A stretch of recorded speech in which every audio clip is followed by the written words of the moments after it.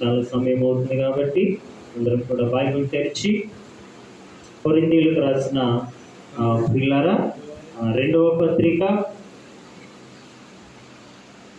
కొరింథీయులకు రాసిన పిల్లరా రెండవ పత్రిక 6వ అధ్యాయము పిల్లరా 7, 8, 9, 10 వచనాలు చదువుకొని ముందుకు వెళ్ళిపోదాం. కొరింథీయులకు రాసిన రెండవ పత్రిక 6వ అధ్యాయము 7వ వచనం నుండి 10వ వచనం.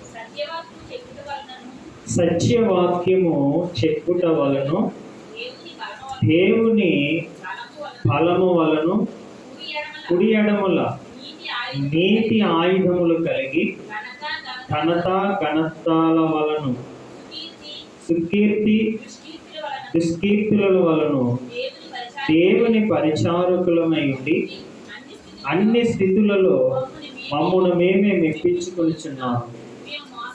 మేము మోసగాండ్రమై ఉండి సత్యవంతులము, తెలియబడన వారమైనట్లుండి బహుగా తెలియబడిన వారు, చనిపోచున్న వారమైనట్లుండి ఇదిగో బ్రతుకుచున్నవారు, శిక్షింపబడిన వారు ఉండి చంపబడిన వారు, దుఃఖపడిన వారమై ఉన్నట్టుండి ఎల్లప్పుడూ సంతోషించేవారు, దరిద్రులమైనట్టుండి అనేకులకు ఐశ్వర్యము కలిగించేవారు, ఏమీ లేని వారమై ఉండి సమస్తమును కలిగి ఉన్నవారము.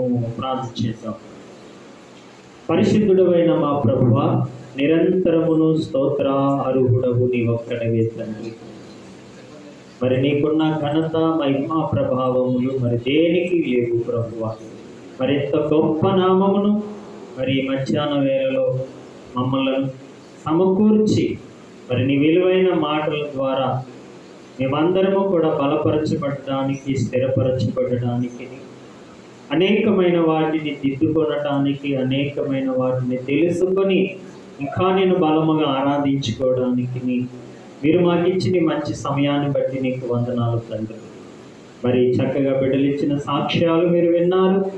మరి బిడ్డల జీవితంలో ఆశ్చర్యము, అద్భుతమును ఒక అయానైన వింతే మీరు జరిగించబోతున్నందుకు వందనాలు. అవును ప్రభువా, ప్రతి దాన్ని తన సమయములో తగిన రీతిలో నువ్వు చేసేవాడివై ఉన్నావు తండ్రి. మరి ముందుగా మేము అన్నిటినీ నీ సన్నిధిలో మొరపెడుతున్నాం తండ్రి, అర్థిస్తున్నాం. తగిన సమయములో కార్యాన్ని జరిగించండి దేవా, నీకు వందనాలు. అలాగే వాక్యమును ధ్యానిస్తుండగా నీ మాటల చేత మమ్మల్ని అందరినీ బలపరచండి దేవా, బలపరిచేవాడు నీ ఒక్కడివే. మాలో పరివర్తన తీసుకొచ్చేవాడు నీ ఒక్కడివే తండ్రి. ఇంకా మాలో అయ్యా నువ్వు ఏదైతే కోరుకుంటున్నావో, ఎలా ఉండాలని ఆలోచిస్తున్నారో ఆ పోలికలోనికి, ఆ గుణ లక్షణాలలోనికి మేమందరము కూడా రావడానికి మీరే వాక్యము ద్వారా మాట్లాడి మహిమ పొందుకోమని క్రీస్తు పేరిట ప్రార్థించి వేడుకుంటున్నాను తండ్రి. ఆమేన్, ఆమేన్, ఆమేన్. ప్రియులారా, మరి చక్కగా దేవుని వాక్యాన్ని ధ్యానం చేద్దాం.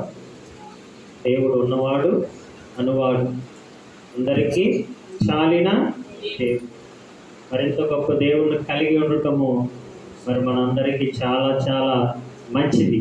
అందుకే యెహోవాను స్తుతించుట అందరికీ, ఎవరైతే ఆయన స్తుతిస్తారో, స్తుతించటము అంటే ఆయన మాటలు వినటము, తర్వాత ఆయన చెప్పిన ప్రకారంగా నడవటము, ఆయన సన్నిధిలో కూర్చుండటము, అన్నీ కూడా దేవుణ్ణి స్తుతించిన వాటితో సమానమే. అప్పుడు మనకి మంచి అనేది కలుగుతుంది. మరైతే ఇక్కడ రాయబడిన పరిశుద్ధమైన లేఖనాలని జాగ్రత్తగా మనం అందరం కూడా ఆలోచిస్తే, ఈ రెండవ పత్రిక 6వ అధ్యాయము మరి 7వ వచనంలో పౌలు గారు ఆ కొరింథీ సంఘాన్ని ఎంత బలపరిచాడో, మరి ఆ కొరింథీ సంఘాన్ని ఎంతగా వాక్యముతో పెంచాడో అవన్నీ కూడా మనం పిల్లల ఈ రెండో పత్రికలో మనం చాలా స్పష్టంగా చూస్తూ ఉంటాం. మరి మొదటి పత్రికలో వారు కలిగి ఉన్న చేష్టలు చాలా విపరీతంగా ఉంటాయి. అంటే భయంకరమైన చర్యలు. ఎవరి? కొరింథీయులు. ఆ మొదటి పత్రిక మీరు చదివితే ఇటు ఇలాంటి వారా అన్నట్టుగా వారి యొక్క ప్రవర్తన కనబడుతుంది. తర్వాత వారికి చెప్పగా చెప్పగా చెప్పగా మరి చక్కటి ఒక ఆత్మీయమైన జీవితాల్లోనికి వారు రావటము, వారిని మరింత ఆత్మీయతలో ఎలాగా స్థిరులుగా చేయాలి, ఆత్మీయతలో వారిని ఎలాగ బలవంతులను చేయాలి అనేది ఈ రెండవ పత్రిక అనేది చాలా చక్కగా మనకి తెలియపరుస్తూ ఉంటుంది. అందుకే ఇక్కడ ఆయన అంటున్న మాటని కానీ ఒకసారి మనం ఆలోచిస్తే 7వ వచనంలో అంటున్నారు, సత్య వాక్యము. వాక్యము అంటే లోకంలో చాలా ఉన్నాయి. అన్నింటినీ వాక్యం అంటాం, వ్యాఖ్యానించడం అంటాం. ప్రొద్దున లెగిస్తే టీవీల్లో వస్తాయి, రేడియోల్లో వస్తాయి, లేకపోతే రకరకాలమైన పేపర్ ద్వారా మెసేజ్ల ద్వారా రకరకాలమైన ఏమొస్తాయనంటే వాక్యాలు వస్తాయి. అంటే వ్యాఖ్యానం, అనేకమైన వ్యాఖ్యానం. అయితే ఇక్కడ పౌలు గారు అంటున్న మాట ఏంటంటే అది ఇది ఒకటి, అది జస్ట్ చదువుకొని వదిలేసే. అయితే ఇక్కడ చెబుతున్న మాటలు కేవలం చదివి వదిలేయడానికి పరిమితమైనవి కావు. అందుకే దానికి మొదట చెప్పిన మాట ఏంటంటే సత్య వాక్యము. సత్య వాక్యం. యేసు ప్రభువారు అంటారు కదా, నేనే అంటే ఆయనే పరిశుద్ధాత్మ. అంటే యేసుక్రీస్తు వారు ప్రియులారా చెప్పిన ప్రతి మాటని మరలా పరిశుద్ధాత్ముడు ఏం చేస్తున్నాడు? వాటిని జ్ఞాపకము చేయిస్తూ ఉంటాడు. తర్వాత ఇక్కడ ఏమంటున్నారంటే సత్యవాక్యం. ఇది 100% ఇదేంటనంటే సత్యం. అంటే నిజం చెప్పగలిగిన వ్యక్తి ఎవరైనా ఉన్నారనంటే దేవుడే. ఎవరి మాటలైనా ఎలా ఉంటాయి చెప్పండి? అబద్ధాలే చెప్తా ఉంటారు. అందుకే దేవుడు ఎందుకంటే సమాజంలో ఈరోజు ఎలా ఉందంటే ఎవరి మాట నమ్మాలో లేదు కదా. ఇంట్లో మాట నమ్మడానికి కూడా లేని రోజులు. మన గర్భాన పుట్టిన వారి మాటలు వినలేము, మనతో పాటు సహజీవనాన్ని కొనసాగిస్తున్న వారి మాటలు కూడా వినలేని పరిస్థితుల్లో సమాజం ఎప్పుడో వెళ్ళిపోయింది. అంటే ఇప్పుడు మనుషుడికి ఏ మాట వినాలో అర్థం కాలేని జీవితాన్ని జీవిస్తున్నప్పుడు మరి దేవుడు అంటున్నాడు మంచి మాట, సత్యాన్ని చెప్తున్నాను, నేను ఒక్కడనే సత్యం చెప్తున్నాను, దాన్ని మీరు జాగ్రత్తగా ఎక్కడెక్కడికో వెళ్ళక్కర్లేదు. ఎక్కడెక్కడికో వెళ్ళక్కర్లేదు.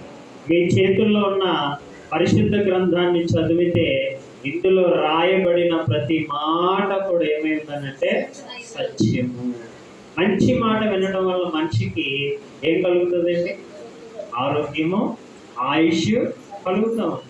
మంచి మాటలు ఎప్పుడు కూడా ఎముకలకు బలాన్ని ఇస్తాయి. చూసారా? అంటే వాక్యం వినటం వలన మనం చూసారా ఆర్థికంగా అంటే ఆధ్యాత్మికంగాను శారీరకంగాను మనం ఏం పడుతున్నామనంటే బలపరచబడుతున్నాము. అంటే మందిరానికి రావటం వలన లేక దేవుని సన్నిధిలో దేవుడు మాటలు వినటం వలన ప్రతి మనుషుడికి కలిగేది లాభమే తప్ప అన్యాయము అనేది లేనే లేదు అని ఎవరు చెప్తున్నారు ఇక్కడ అంటే వాక్యమే చెప్తుంది. అంటే సత్యము అనేది ఎవరి దగ్గర ఉందంటే నా దగ్గర మాత్రమే ఉంది. మీరు ఎక్కడికి వెళ్ళినా సత్యము అనేది లేదండి.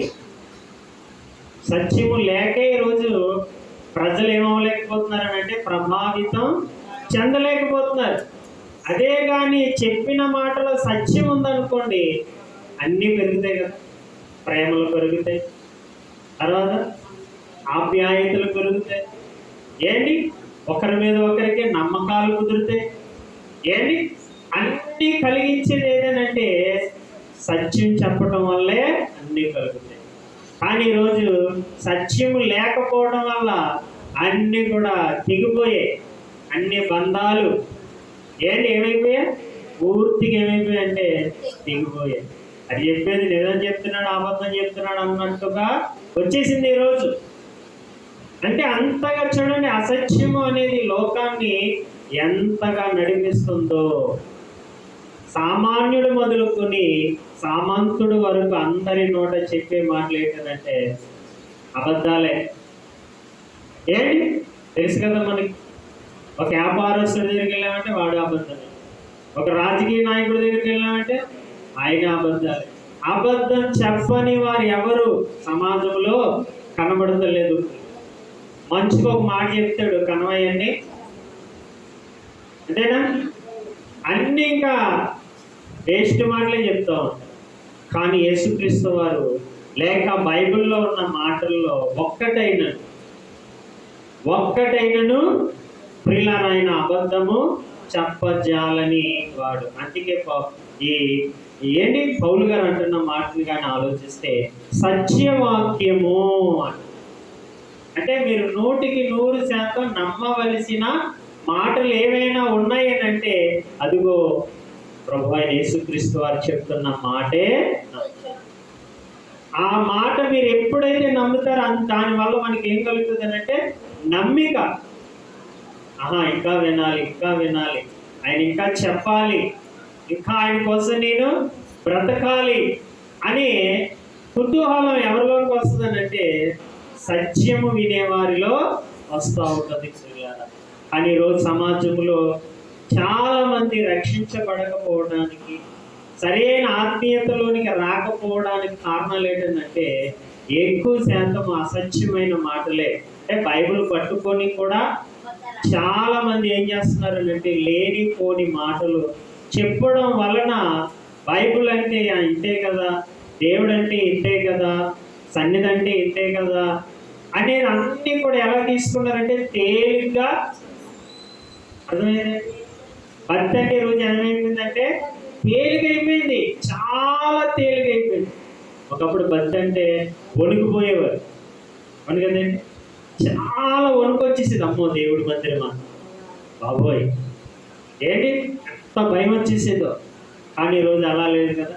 దేవుడి మందిరం అంటే తాగి వచ్చినోడు కూడా ఉన్నాడు, ఏంటి తాగి వచ్చి పాటలు పాడినాడు ఉన్నాడు, ఏంటి చర్చిలోనే ఇంకా బయట ఎలాగైతే గుడ్డకాలు అయ్యి నవ్వుతారు అలా కూడా అయిపోయింది. ఇంకా భయంకరంగా మారిపోయింది రోజు. దేనివల్ల అంటే పిల్లల సత్యమును ఎవరు కూడా చక్కగా చెప్పేవారు లేరు. లేకపోవడం వల్లే సంఘాలు అలాగే తయారయ్యాయి, సమాజము అలాగే తయారైపోయింది. కానీ పౌలు గారు అంటున్నారు మంచి మాట, ఏంటి సత్యవాక్యము చూడండి చెప్పుట వలనను దేవుని ఫలము. సత్యవాక్యము చెప్పుట వలన దేవుని ఫలము వలను కుడి ఎడముల చూడండి నీతి ఆయుధములు కలిగి. చూసారా, చాలా మంది లోకంలో ఉండి ఏమైపోతున్నారు అంటే బలహీనలు అయిపోతున్నారు. ఆడి మాట విని ఈడి మాట విని ఏది నమ్మాలో ఏది తీసుకోవాలో తెలియక వారందరూ సతమితమైపోతున్నారు. మేము చెప్పే మాటలు కానీ మీరు కానీ చక్కగా మనసు పెడితే వాటి వలన మీరు పొందుతున్న ప్రతి ఒక్క శక్తివంతమైన విధానాన్ని మీకు తెలియపరుస్తున్నానని పౌలు గారు చక్కగా చెప్తున్నారు. సరే, ఎంత చక్కటి విషయాన్ని ఆయన అంటున్నారనంటే దేవుని బలము వలనను కుడి ఎడముల నీతి ఆయుధములు కలిగి. కుడి ఎడముల నీతి ఆయుధములు. ఏ ఆయుధాలు ఏమున్నాయి మన దగ్గర? మరి ఆయుధం అంటే ఏంటి? ఆయుధం అంటే ఏంటి? దేవుడు మాటే, వాక్యమే ఆయుధం. ఏంటి ఇప్పుడు మన చేతుల్లో గెండ ఉందనుకోండి, ఎంత భయంకరమైన అడవుల్లోకైనా ఎలాంటి క్రూర మృగాలు లాంటివి వచ్చినా భయం ఉంటుందా? ఏముంటుందా? ఉండదు. ఎందుకంటే మన దగ్గర ఏముంది? ఏంటి? గెన్న ఉంది.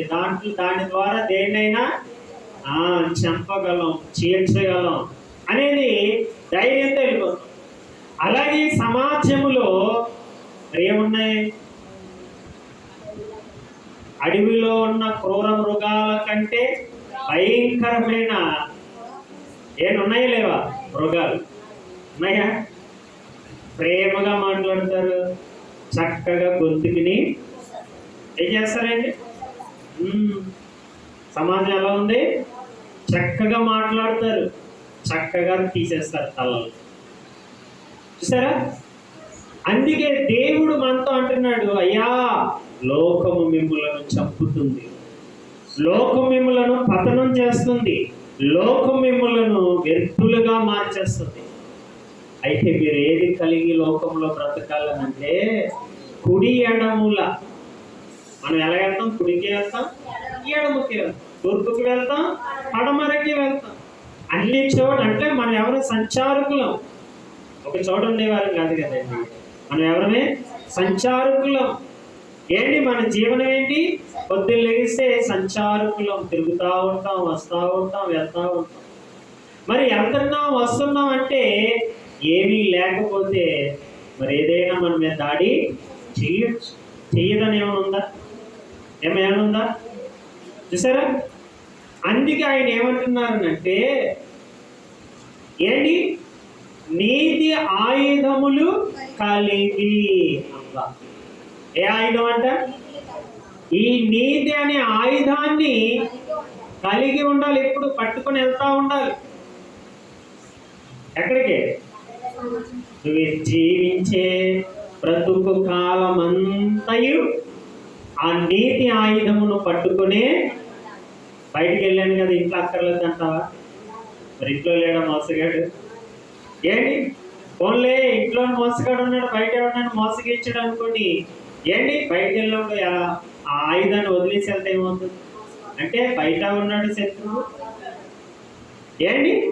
బయట ఉన్నాడు, లోపల ఉన్నాడు, అన్ని చోట్ల ఉన్నాడు. అందుకే ఇప్పుడు మనం ఏం కలిగి ఉండాలంటున్నాడు అంటే నీతి అనే ఆయుధమును కలిగి ఉండు. సరే, ఈ నీతి అనే ఆయుధం ద్వారా మనం ఏం చేస్తాం? శత్రువుని మిత్రుడుగా.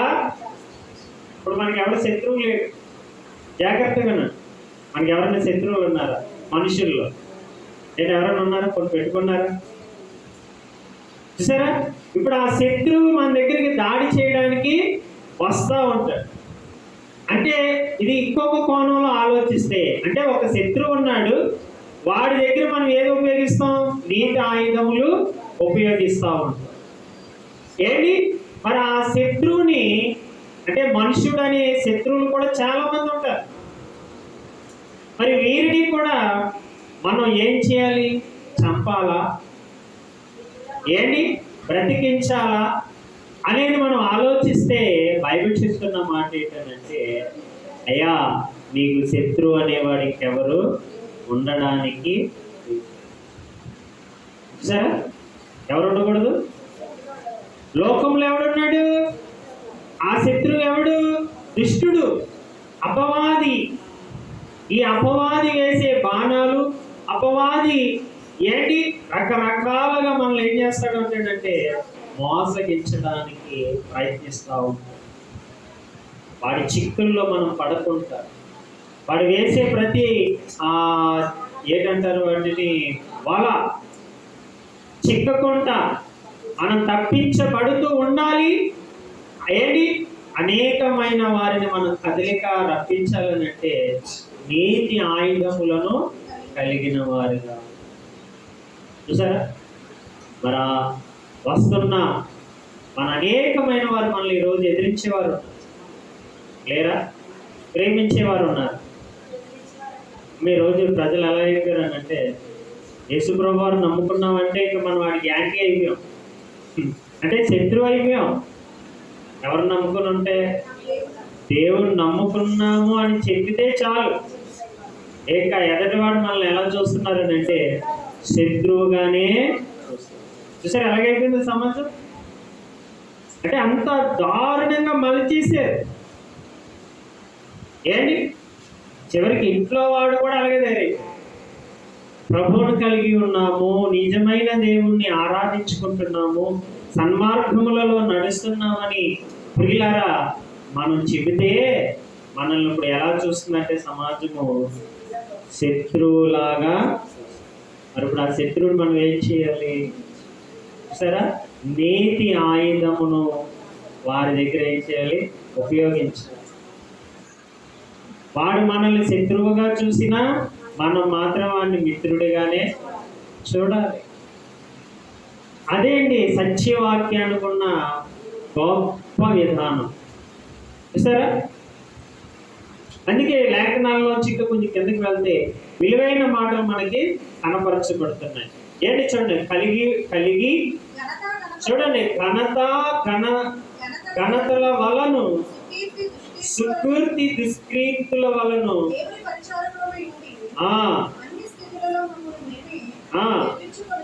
అదే చూసారా ఎంత చక్కగా చెప్పబడుతున్నాయంటే, అంటే ఈ నీతి ఆయుధములను కలిగి ఉన్నాం మేము.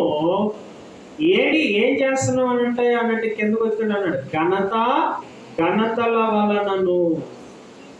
సరే, ఘనతల వలన అంటే ఇంక నీతి అనేది ఎప్పుడైతే మనం పట్టుకుని ఉన్నామో మనం ఇంక అన్ని చేసే కార్యాలు ఎలాంటివి అంటే ఘనకార్యములే. అర్థమవుతుందండి? చాలా జాగ్రత్తగా వినాలి. ఇక్కడ ఈ నీతి ఆయుధములు కలిగి ఉన్న మనం అందరము ఇక చేసే ప్రతి పని కూడా ఏంటంటే ఘనకార్యములే. అంటే దేవుడు మెచ్చేయే, సమాజముకి నచ్చకపోయినా మనం చేసేది ఏంటంటే ఘనకార్యములే చేయాలి. అప్పుడు మనకి ఏదొస్తుందనంటే సుకీర్తి, అంటే మంచి పేరు. ఏదొస్తుందంటే సుకీర్తి, అంటే మంచి పేరు కావాలి మనకి. ఎవరి ద్వారా? దేవుని ఎదుట, ఏంటి సమాజము ఎదుట. అంటే మనం చేసే క్రియలను బట్టి, మనం మంచి చేసిన వాడు చెడ్డ అనుకున్నా ఏదో ఒక రోజు అదే వాడికి మూలరాయి అవుతుంది. అది మనం ఎప్పుడూ భయపడవలసిన అవసరం లేదు. ఏంటి ఏదో ఒక రోజు వారే ఆ మూలరాయి వద్దకు ఏం చేస్తారంటే వస్తారు. ఇప్పుడు వయసు ఉంది కదా, ఇప్పుడు ఆరోగ్యం ఉంది కదా, ఇప్పుడు ధనం ఉంది కదా, ఇప్పుడు అండబలం ఉంది కదా, ఎన్నెన్నో మాట్లాడచ్చు.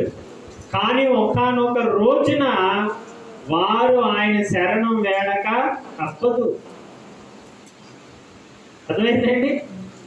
ఆయన శరణం వేడక దిక్కు లేదన్నమాట. ఇంకా ఒక మాటలో చెప్పాలంటే దిక్కు లేదు. అలాంటి వారు ఎందరినో మనం చూసాం.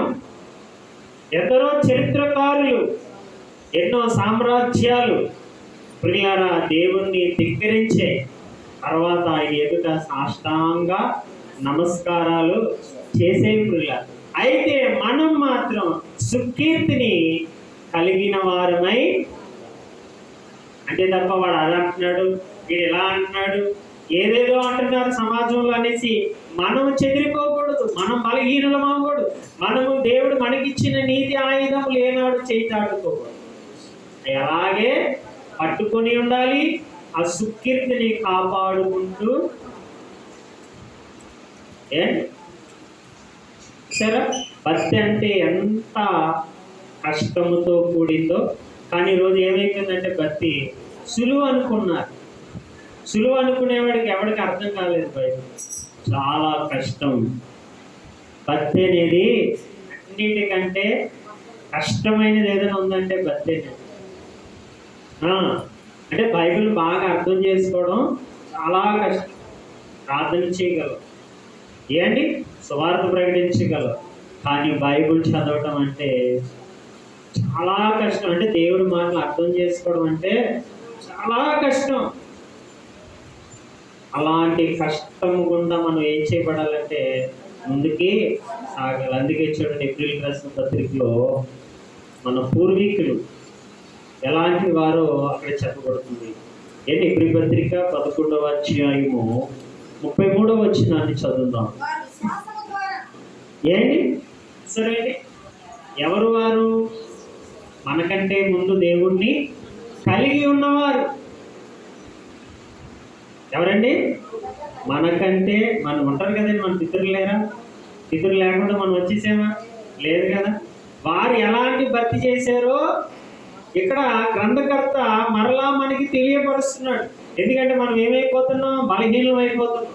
మనకే కష్టాలు వస్తున్నాయి, మనకే బాధలు వస్తున్నాయి, మనకే వ్యాధులు వస్తున్నాయి, మనకే శత్రువులు ఉన్నారు, ఆనాటి ప్రజలకి ఏమీ లేవు అని మనం అనుకుంటున్నామని మరలా మనకి ఎవరిని జ్ఞాపకం చేస్తున్నాడు అంటే దేవుల్లో బహబలముగా నిలబడిన మహాయోధులు యొక్క స్ఫూర్తిని మనకి తెలియపరుస్తున్నారు పౌలు గారు. ప్రియులారా, వారు సరే ఒకరు కాదు, ఇద్దరు కాదు, అనేకులు. ఎంతమంది అంట? బహువచనాన్ని ఉపయోగిస్తున్నారు. వారు మన పితరులైన వారు ఏం చేశారో మీకు తెలియాలి. నూతన నిబంధనలో ఉన్న వారులారా, మీ అందరికీ ఒక విషయం తెలియాలని. చూడండి, వారు ఎవరంట? విశ్వాసం. అంటే విశ్వాసం అంటే నమ్మిక. దేవుల్లో ఉన్న నమ్మిక అంత బలమైనదని చెప్తున్నారు వాళ్ళు. విశ్వాసం అంటే ఏదో నమ్మేశాము, ఏదో వెళ్ళిపోయామని అది కాదు. ప్రతి మాటని వారు ఏం చేశారనంటే సత్యము, వాస్తవము, ఈ మాటని మించిన మాట ముల్లోకాలలో లేదని దృఢముగా నమ్మినవారు. అది విశ్వాసం. మన విశ్వాసాలు ఎలా ఉంటాయి చెప్పండి? ఒక వారం ఉంటుంది, రెండో వారం ఎగిరిపోదు. లేకపోతే ఒక నెల ఉంటుంది బలంగా, రెండో నెల వచ్చేటప్పటికి మేఘాల మీద కనపడుతుంది. ఎవరి విశ్వాసము? నేటి తరములో ఉన్న వారి విశ్వాసం. ఎందుకంటే బలంగా లేరు. ఎలా ఉన్నాం? పైకి మాత్రం మంచి ఆకారాలే, లోపడంతా డొల్ అయిపోయి బలం లేదు. ఏమో ఉందా? బలం ఉందా? ఎన్నాళ్ళేమో నడలొంగిపోయి ఇప్పుడేమో నెలలొంగిపోతుంది. నెలేమో నడలొంగిపోయి, ఎందుకంటే పనులు చేసి ఇంకా అన్ని పనులు ఉండేవి కదండి. ఏంటి నీళ్ళు తెచ్చుకోవడాలు, కాసుకోవడాలు, పొలం తెచ్చుకోవడాలు, అన్నీ ఎంతో నడలొంగిపోయి ఆనాడు. ఈనాడు అన్నీ వచ్చేసే దగ్గరికి. ఏంటి చెప్పులు కూడా తోమక్కర్లేదు. ఏంటి అన్ని మిషన్లు వచ్చేసాయి, అన్ని మిషన్లు వచ్చేసాయి. మరి ఇప్పుడు ఏమి వంగిపోతుంది? మెల్ల వంగిపోతుంది. ఏది చూసి మరి అన్ని ఆ మిషన్లు చేస్తున్నాయి కదా. ఖాళీగా ఉండి ఏం చేయాలో తెలియక మెల్ల వచ్చేసుకుంటున్నారు. అంటే కింద ఉన్నాయే చూడండిరా మీరు, పైన ఉన్నవేమి చూడకండి అని ఒక యంత్రాన్ని దేవుడు మనకి ఏం చేశాడనంటే చిన్న పిల్లలు మొదలుకొని వృద్ధుల వరకు. ఫోన్ అంటే ఇష్టం లేనివాడు ఎవడన్నా ఉంటాడు చెప్పండి? ముసలం దగ్గరికి వెళ్ళినా ఈ బాబా చూస్తాను బాబా. ఏంటి చూసారా? చిన్న పిల్లడు ముద్దు దిగాలంటే ఆడికే ఉండాలి. ముద్ద దిగాలంటేనే ఇన్నాళ్ళు చికెన్ ఉంటే ముద్ద దిగేది, మటన్ ఉంటే ముద్ద దిగేది. ఇప్పుడు గంజి ఉన్నా ఫోన్ ఉండాలి. అలాగైపోయింది. సెంటర్లు మారిపోయాయి. ఏంటి పరిస్థితులు? ఇంకా లోపలికి వెళ్ళేమో ఇంకెన్ని మాత్రమే మనకు తెలియదు. ప్రస్తుతానికి ఇలా ఉంది. వచ్చే తరం ఎంత భయంకరంగా ఉంటుందో మన ఊహలకు కూడా అందనంత స్థాయికి వెళ్ళిపోతారు. ఇంకా ఏంటి ఇంకేమీ లేదు, చాలా భయంకరంగా ఉంటాయి. ఇన్నాళ్ళు వివాహాలు అయితే పెద్దలకి చేసో ఏంటి కుటుంబ పరువులను బట్టి ఏం చేసేవారంటే చక్కగా చేసుకునేవారు. ఇప్పుడు ఈ రోజుల్లో అలాంటిది ఏం లేదు. 2 రోజులు 3 రోజులు అంతే అయిపోయింది. ఎన్నైనా చేసుకోవచ్చు, ఎక్కడైనా తిరగచ్చు, అడగడానికి లేదు. ఎందుకనంటే మాకు గవర్నమెంట్ ఏమిచ్చింది? ఏమిచ్చింది? పర్మిషన్ ఇచ్చింది, స్వతంత్రాన్ని ఇచ్చింది, ఏమైనా చేసుకోవచ్చు. చూసారు ఎలా అయిపోయింది ఈరోజు? స్వేచ్ఛా జీవితం ఎంత భయంకరంగా మారిపోయింది తెలుసా?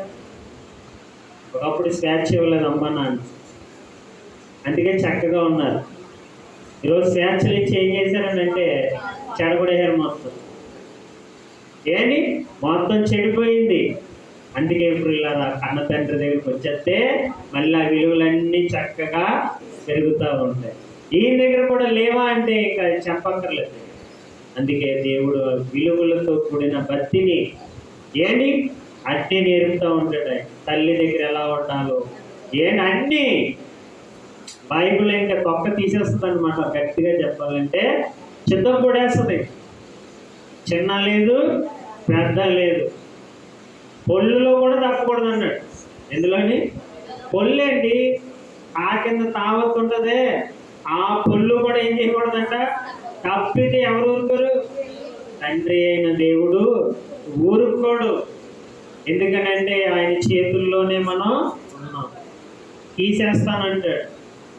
అందుకే ఇక్కడ ఆనాటి భక్తులు పొల్లు వదలలేదు, సున్నా కూడా వదలలేదు. అందుకే వారి విశ్వాసం అంత బలముగా నిలిచి ఉంది.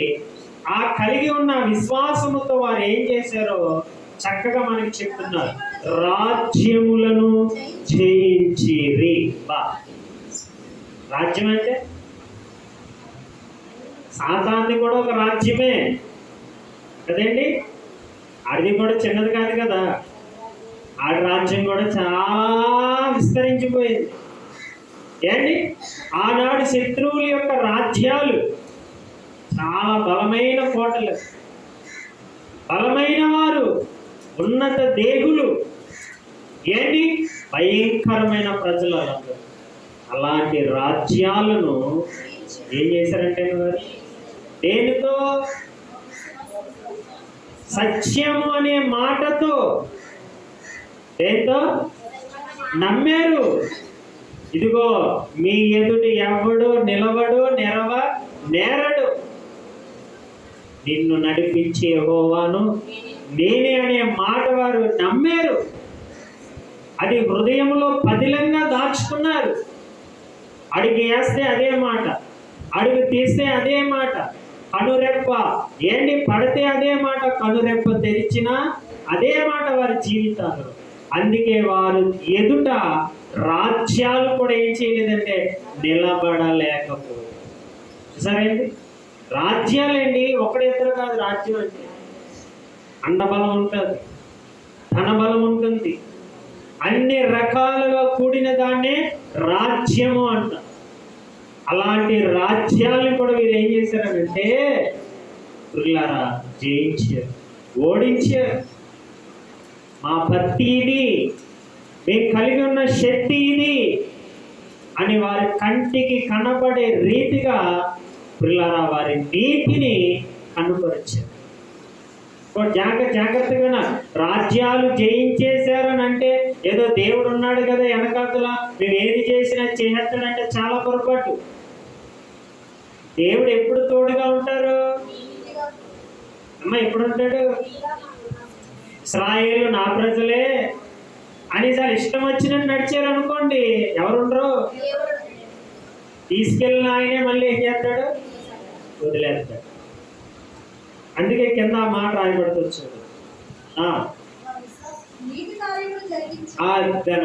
దేవుడు వారికి ఎందుకు తోడుగా ఉన్నాడు? ఎందుకు రాజ్యాలు జయించారని అంటే వారు ఎందులో ఉండాలి?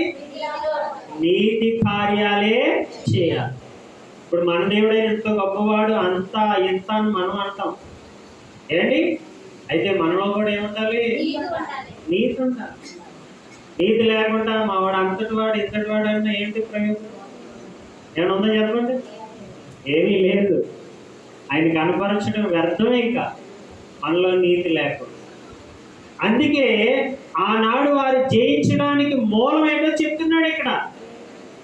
మరి ఈరోజు మనం కూడా ఈ లోకాన్ని జయించాలనంటే పిల్లలు అనేకమైన శత్రు సమూహాలను మనం కూడా జయించాలి అంటే అదే చెప్పాడు అక్కడ. కుడి ఎడముల కలిగిన బలం, నీతి ఆయుధములు మనం కూడా కలిగి ఉండాలి.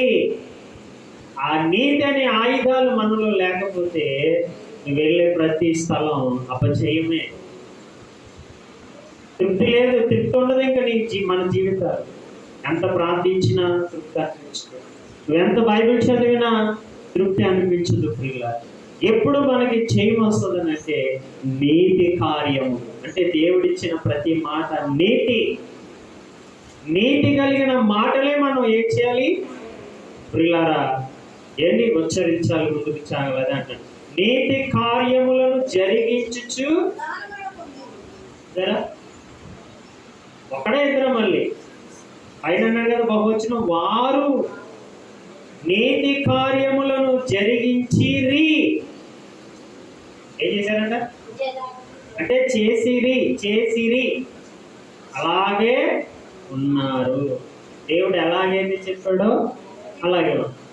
అందుకే వారి ఎదుట రాజ్యాలు ఏమైపోయాయి? రాజ్యాలు ఏమైపోయాయి? మరి ఇప్పుడు కూడా మన మీద అనేక రాజ్యాలు లెగిస్తున్నాయి కదా. ఏంటి మరి వీటిని కూడా పడగొట్టాలి అంటే మనం కూడా ఏం చేయాలి? నీతిగా ఉంటే చాలు, ఏం చేయక్కర్లేదు. వాటికి అయ్యే కూలిపోతాయి, ఇవేం పోల్చక్కర్లేదు, ఇవేం చెప్పక్కర్లేదు. వాటికి అవి ఏమవుతాయి తెలుసు కదా బైబిల్లో. ఏంటి ఎలీషా దగ్గరికి శత్రువులు వచ్చేస్తారు, ఏంటి చుట్టేస్తారన్నమాట మొత్తం వచ్చి. ఇప్పుడు గెహాజీ బయటకు వస్తాడు, ఏంటి శత్రువులు కనబడిపోతారు. బాబో ఏలినవాడా, శత్రు సమూహము మన చుట్టేసింది, మనల్ని ఒక అడుగు కూడా బయటికి వెయ్యలేం అనేసి బెదిరిపోతాడు. ఎవరు? శిష్యుడు గెహాజీ గారు. ఇప్పుడు గురుగారికి చెప్తాడు. గురుగారు వస్తారు, గురుగారు వచ్చి చూస్తారు, ఒరే నువ్వు ఎవరిని చూసావు? మనుషులను చూసావు, కానీ వారి నెత్తి మీద ఒకరు ఉన్నారు చూడండి. ఎవరుంటారు? దేవదూతల సమూహము. ఏంటి వారి పైన కనబడగానే అప్పుడు గెహాజీ అట్లిపోతాడు. ఎవరిని చూసి? ఆ సైన్య సమూహాన్ని. అవును, మనం లోకరీత్యా నేత్రాలతో ఉన్నాం కాబట్టి ఏది చూసినా భయమే. ఏంటి చిన్న జ్వరం వచ్చినా భయమే, ఏంటి ఏది వచ్చినా భయమే. అందుకే ఎప్పుడు మన నేత్రాలతో ఏది చూసినా అది మనకు భయాన్ని పుట్టిస్తాం. అందుకే ఎప్పుడు కూడా దైవుడు ఇచ్చిన నేత్రాలు, ఆధ్యాత్మికమైన నేత్రాలతో మనం జీవిస్తే దేనికి అధైర్యము అనేది కనీసం మన నీడ దగ్గర కూడా చేరదు. మన ఆలోచనలో కదా, నీడ దగ్గర కూడా రాదు. అంత ధైర్యం కలిగి ఉంటాం మనం. కానీ మనలో ఆ స్టాండర్డ్ ఉండలేదు. ఉండాలి, అలా ఉండాలి. భక్తి అంటే అలా చేయాలి, లేకపోతే మానేయాలి. అంతే కదండి. భక్తి అంటే నిక్కర్సగా చేయాలి, లేకపోతే వదిలేయాలి. నేను ఎవడు అడగడు కదా, ఎలా ఉన్నావు అలా ఉన్నా, ఎవడు మనల్ని అడిగేవాడు ఉన్నాడా? కాబట్టి దేవుడిలోకి వచ్చిన మనము నీతి కలిగి, యథార్థత కలిగి, ఏదొచ్చినా కష్టాలు వస్తాయి, శ్రమలు వస్తాయి, అన్నీ వస్తాయి. ఏంటి రావా? అన్నీ వస్తాయి. లోకంలో ఉంటే రావా? చెప్పండి. లోకంలో ఉంటే రావా? నాకు ఏ బాధ లేదన్నవాడు ఎవడైనా చెప్పగలడా? ఎవడు చెప్పగలడు? ఏంటి బిల్ గేట్స్కే అంటు వ్యాధులు, చెప్పలేని వ్యాధులు వారిని పీడిస్తున్నాయి. మెడిసిన్ లేవు, వాటికి మందులు లేవు. అలాంటి వ్యాధులు, అలాంటి రోగాలు ప్రజలు ఏం చేస్తున్నాయి? పట్టుకొని బంధించేసే. లేదండి అనుకుంటారు, ఏదో అంటే మేము రక్షించబడిపోతాం, ఏదో అంటే మేము కాపాడబడిపోతాం, ఏదో అంటే మేము సురక్షితంగా ఉంటామని అనుకుంటారంతే. దేవుడు ఇస్తున్నాడు ఆయుష్, ఆరోగ్యం. తీయాలంటే రెప్పపాటు కూడా సరిపోతుంది. అందుకే చూసారా, వారు చేయటానికి కారణం ఏంటంటే నీతిని జరిగించు వచ్చింది. మనమంతే ఏ స్థితిలో ఉన్న నీతిని మాత్రం తప్పకూడదు. నీతి తప్పేవా అది ఒక్కడితో పోతుంది, అంటు వ్యాధిలాగా మొత్తం అందరినీ చుట్టేస్తుంది. చుట్టేసింది కదా ఈరోజు. ఏంటి ఒక్కడే కదా మోసాలు చేయడం మొదలెట్టారు. మొత్తం అంతా లేదు ఈరోజు. తాగడం దగ్గర నుంచి, తినడం దగ్గర నుంచి అన్నీ కూడా ఏమైపోయింది? ఎవరో ఒక్కడు వేసాడు చెప్తున్నాం, ఆడిని చూసి ఇంకొకటి నేర్చుకున్నాడు, ఇంకొకటి చూసి ఇంకొకడు మొత్తం అంతా మారిపోయింది వ్యవస్థ. అందుకే ప్రియ, నీతిని అనే ఆయుధాన్ని మరలా దేవుడు మనకి ఇచ్చాడు. నీతి అనే విత్తనాన్ని మరలా దేవుడు మనకి ఇచ్చాడు.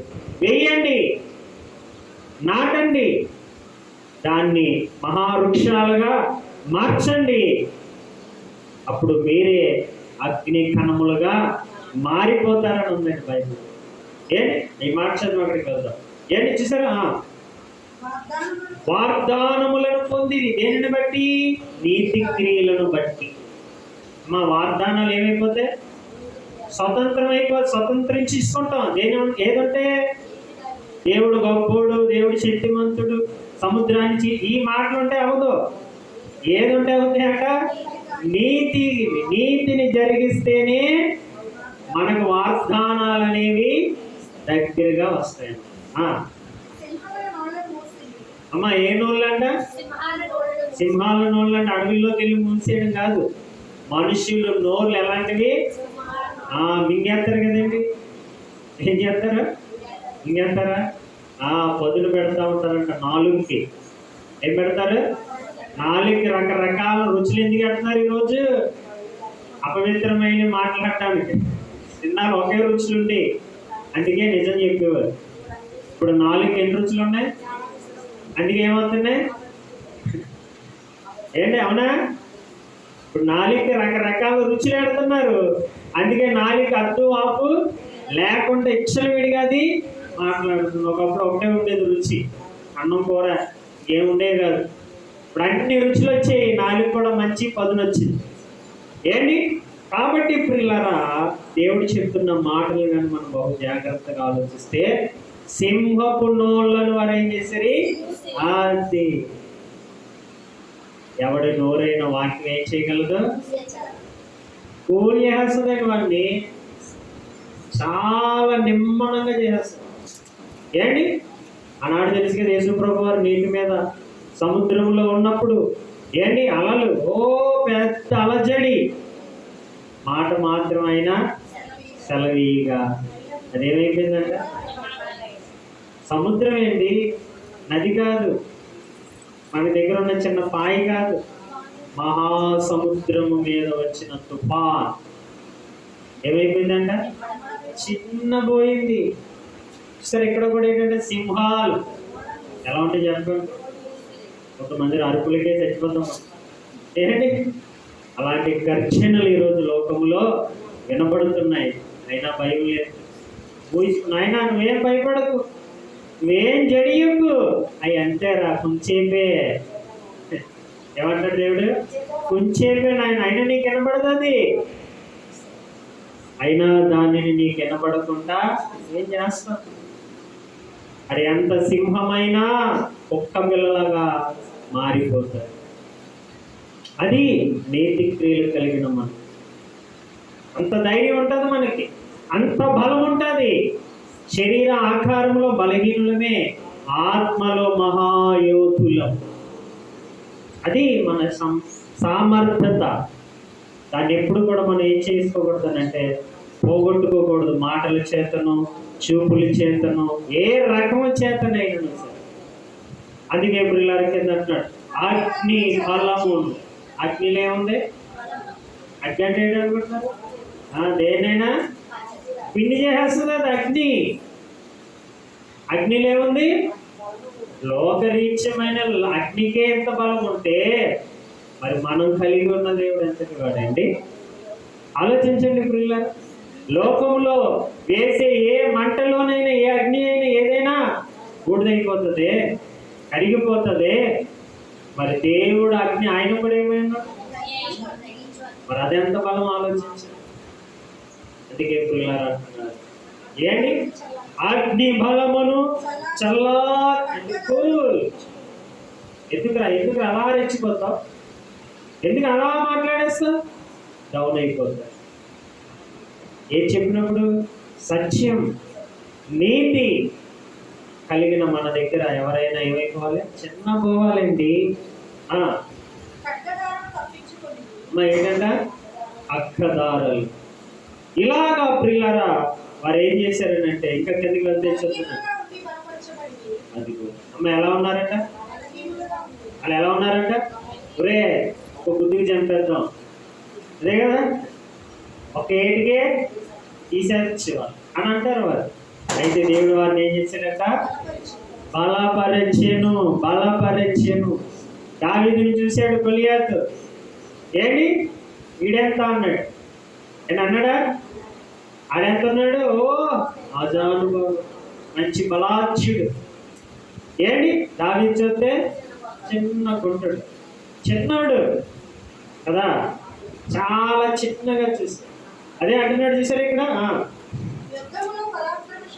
చూసారండి వారు ఏమై ఉన్నారంట? బలహీనులైండి బలపరచబడి. చూసారండి యుద్ధములో వారు ఏమై ఉన్నారంట? పరక్రమశాలులైరి. చూసారండి అన్యుల సేనలను దులిపేయారండి వారు. ధూళి చూడండి మన దగ్గర, మన మొబైల్ మీద ఏదైనా ధూళి మనకి ఏం చేస్తాం? ఉప్పు అంట, అంతేనా? అలా ఉదేహారండి సైన్యాన్ని, మహాసైన్యాన్నే ఏం చేశారు వాళ్ళు? ఊది పడేది. ఎవరుంటే మనం ఎలా ఉంటే? దేవుడు మనకి ఎప్పుడూ ఉంటాడు. ఎలా ఉంటే ఉంటాడు ఆయన. అది ఎప్పుడు వదిలేయకూడదు. దేవుడు ఉన్నాడని అర్థం దేంట్లో తెలుస్తుంది అంటే, మనం నీతిగా ఉన్నామా లేదా దాన్ని బట్టి అర్థమైపోద్ది. మనం నీతిగా ఉన్నామో లేదా మనకు తెలుసు. తెలియదేంటి మనం ఎన్ని అర్థమో అన్నీ మనకు దాన్ని బట్టి డిక్లేర్ చేసుకోవచ్చు. అందుకే ప్రియులారా ఇది మాత్రం తప్పకండి. అందుకే చూడండి జకర్యా గ్రంథంలో పాపం ఇశ్రాయేలు బలహీనులు అయిపోయారు. ఎవరు? దేవుడు ప్రజలే ఏమైపోయారు? బలహీనులు అయిపోయారు. ఎందుకంటే వారికి ఉన్న శక్తి సామర్థ్యత అంతా కూడా, అంటే బలాన్ని ఎవరు లాగేశారనంటే, బబులోను చక్రవర్తి అయిన నెబుకద్నెజరు ఏం చేశాడనంటే పూర్తిగా పిండేహాడే. దేవుల్లో ఉన్నప్పుడు వీళ్ళు ఎలా ఉన్నారంటే దుఃఖముఖలా ఉన్నారు, కొవ్వు పట్టి ఎలా ఉన్నారు? మంచి బలార్జులుగా. దేవుల్లో ఉన్నవారు ఎవరైనా ఎలా ఉంటారు కదండి. దేవుల్లో ఉన్నవారు ఎలా ఉంటారు? మంచి పుష్టిగా ఉంటారు, ఆరోగ్యంగా ఉంటారు కదా. ఇలాంటి వారు ఇప్పుడు దేవుడికి ఏం చేశారనంటే అవిధేయుడిగా బ్రతికారు. అప్పుడు వాడొచ్చి ఏం చేశాడంటే వీళ్ళందరినీ ఏంటి ఎత్తెత్తికెళ్ళిపోయినట్టుగా అందరినీ ఎత్తుకెళ్ళిపోయాడు. చిన్నల్ని పెద్దల్ని అందరినీ కూడా ఎత్తుకుని వెళ్ళిపోయాడు అనమాట. ఎవరు? రాజు అయిన నెబుకద్నెజరు. తర్వాత 70 సంవత్సరాలు పూర్తయిన తర్వాత కోరేషు అనే ఒక అన్యుడైన రాజుని దేవుడు లేవనెత్తి ఆయన ద్వారా ఏం చేశాడనంటే, ప్రియులారా ఆ బబులోను అనే ప్రాంతాల్లో మీరు ఉండకండి, మీకు మీ దేవుడైన యెహోవా ఇచ్చిన, మీ పితరులకు ఇచ్చిన భూభాగం ఉంది కదా, అబ్రాహాముకి ఇస్సాకు యాకోబుకు వాగ్దానం చేసిన ఆ మహాపట్టణమై ఉన్న యెరూషలేముకి, మీ పట్టణానికి మీరు వెళ్ళిపోండి అని ప్రియులారా వారికి ఆహ్వానం వచ్చింది. అప్పుడు మీరు వచ్చేసారు. వచ్చేసిన తర్వాత మరి వచ్చారైతే వచ్చారు, కానీ ఏం లేదు దగ్గర, ఏం లేదు. ఇప్పుడు ప్రయాణం చేసి చేసి చేసి చేసి వస్తాం, ఏముంటుంది? బలమైన ఉంటుందా? ఏమి ఉండదు, అంతా బలహీనమే అయిపోతుంది. ఇప్పుడు వీళ్ళు కూడా తిరిగి ఒకటేంటంటే 70 సంవత్సరాలు పిట్టేహారు, బానిసలు చిత్తపడేహారు. ఏంటి వాళ్ళు రూపాలు కూడా పోయాయి. ఎండకి ఎండడం, వానకి తడవడం. మన ఇంట్లో ఉండదు ఏంటండి? ఏంటి మన ఇంట్లో ఉండదని చెప్పండి. బయటికి వెళ్తే మన ఇంట్లో అయితే అన్ని సదుపాయాలు, బయటికి వెళ్తే ఎక్కడ నేనుంటే అక్కడే ఉండాలి, వర్షం వచ్చినా అక్కడే ఉండాలి, ఏం పెట్టినా అదే నేను తిన్నా అని అంటే అడే ఇంటిపోతాడు. కాబట్టి అలాంటి పరిస్థితుల్లోనికి వెళ్ళిపోయిన వీళ్ళని మరలా ప్రియులారా కోరేషు అనే రాజు ద్వారా బయటకు వచ్చిన తర్వాత అప్పుడు జరుగుతున్న సిచ్యువేషనే ఇదన్నమాట. ఇప్పుడు మనం చదువుతాం జకర్యా గ్రంథం 12వ అధ్యాయము, జకర్యా గ్రంథము 12వ అధ్యాయము ప్రియులారా 6వ వచనం నుండి చదువుతాం. అదిగోనండి, ఆ దినమున నేను యోధా అధికారులను కట్టెల క్రింద నిప్పులుగాను పనల క్రింద దివిటీలుగాను చేతు వారు నలుదిక్కులనున్న జనములందరూ ఏం చేస్తారంట? దహించెదరు యెరూషలేము వారు. చూడండి, ఇంకనూ తమ స్వస్థలముగు యెరూషలేములో. అదే ఎక్కడికి వచ్చేస్తారండి వీళ్ళు? తమ స్వస్థలం, తమ పూర్వీకులు ఉన్న సొంత గూటికి వచ్చేది. ఎలా ఉంటారండి? మన ఊరు అనుకోండి,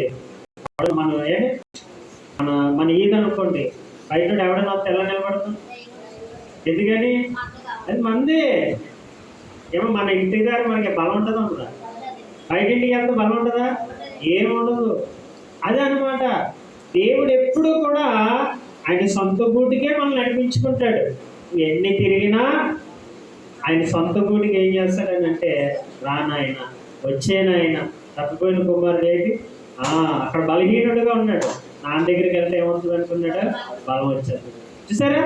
అదే ఎప్పుడు కూడా మన దేవుడితో ఉంటేనే నీకు బలం పెరుగుతుంది. దేవుడితో ఉన్నప్పుడే నీకు ధైర్యం వస్తుంది. దేవుడితో ఉన్నప్పుడే నీకు మంచి మంచి జ్ఞాన ఆలోచనలు వస్తాయి. కుటుంబాన్ని ఎలా సంరక్షించుకోవాలో, కుటుంబాన్ని ఎలా ముందుకు నడిపించాలో, మనం ఎలాగ సమాజంలో బ్రతకాలో అన్నీ నేర్పే మహాబోధకుడు మనకు. అందుకే ఇక్కడ ఇశ్రాయేలు బలహీనులైపోయారు. బలహీనులైపోయిన వీరిని మరలా దేవుడు ఏం చేస్తున్నాడు అంటే, భయపడకండి, ధైర్యపరిచేవాడును నేనే. ఎలా తయారవుతారంటే చూసారా? ఇప్పుడు బలహీనులైపోయారు, పక్క చిక్కిపోయారు వీళ్ళని. ఇప్పుడు దేవుడు చూడండి వీళ్ళు ఎలా మార్చేస్తున్నాడు. ఆ దినమున నేను యోధాధికారులను ఎలా చేస్తానంట? కట్టెల క్రింద నిప్పులుగాను, పనల క్రింద దివిటీగాను చేస్తున్నారే. నువ్వు ఇప్పుడు మామూలు వ్యక్తువు కాదు. ఎలాంటివంట? అగ్ని కణం, అగ్నిగా మారిపోతావు. ఎవరిలో ఉంటే ఏంటి? దేవుల్లో ఉన్న ప్రతి ఒక్కరము కూడా పిల్లరా ఏంటి? ఎలా మారిపోతాం? అగ్ని కణమే, లేదా చల్లగా. ఎలా ఉండాలండి? చెప్పండి, ఎలా ఉండాలి మనం? అగ్గి వల్లే. చూసారా? ఇక్కడ చూడండి ఏమంటాడు? ఇంక ఎవడో నిలబడ్డంట. ఎలాగైపోయావు? వాళ్ళు కూడా ఏం చేశారు? అపోస్తలులు ఏదైతే ఎవరో నిలబడ్డారండి, అగ్ని కణములుగా మారిపోయారు. నీతి ఆయుధములు కలిగి ఉన్నారు, కుడి ఎడముల నీతి కలిగి ఉన్నారు. వారి ఎదుటి ఎవరు కూడా నథింగ్, ఎవరు నిలబడలేకపోయారు, మాట్లాడలేకపోయారు. స్టెఫన్ దగ్గరికి వచ్చేసారు కదా ఆ రోజు అందరూ. వాదించేద్దాం, ఏ చేద్దాం అనుకున్నారు. నిలబడ్డారా? స్టెఫన్ ఎంత? ఒక్కడే. అలాంటి మంది వేల మంది వచ్చేసారు, దండెత్తేసారు, ఏదైనా చేద్దాం అన్నారు.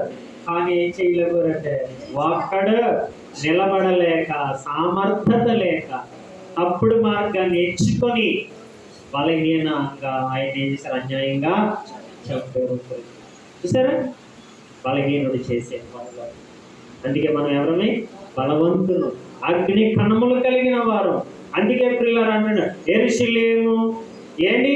వారు ఇంకను తమ స్వస్థలముకు యెరూషలేములో నివసించేది. మరియు దావీదు ఇంటి వారును యెరూషలేము నివాసులు తమకు కలిగిన ఘనతను బట్టి యోధావారి మీద అతిశయపడకుండానట్లు.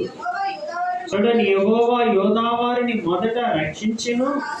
ఆ కాలమున యెహోవా యెరూషలేము నివాసులకు సంరక్షకుడుగా ఉండును. ఆ కాలమున వారిలో చూడండి శక్తిహీనులు దావీదు వంటి వారిగా, దావీదు సంతతి వారు దేవుని వంటి వారిగా జనుల దృష్టికి. ఏంటండి ఖ్యాతి, ఏంటండి ఘనత, ఏంటండి మహిమ వారికి? ఎక్కడున్నారండి? బబులోను అనే మహాపట్టణంలో ఉన్న వారిని ఎంత గర్తించేసాడు. సొంత గూటికి తీసుకొచ్చాడంట. ఏంటి? ఒక్కొక్కరిని అగ్నిగా మార్చేశాడంట. ఏంటి? దావీదు వంటి వారిగా మార్చేస్తాడంట. ఎవరండి? దావీదు. తెలుసు కదా, యుద్ధంలోకి వెళ్తే శత్రువులందరూ ఏమైపోయారండి? పారిపోయేవారండి. అలాగ చేసేస్తాడంట. ఎవరిని?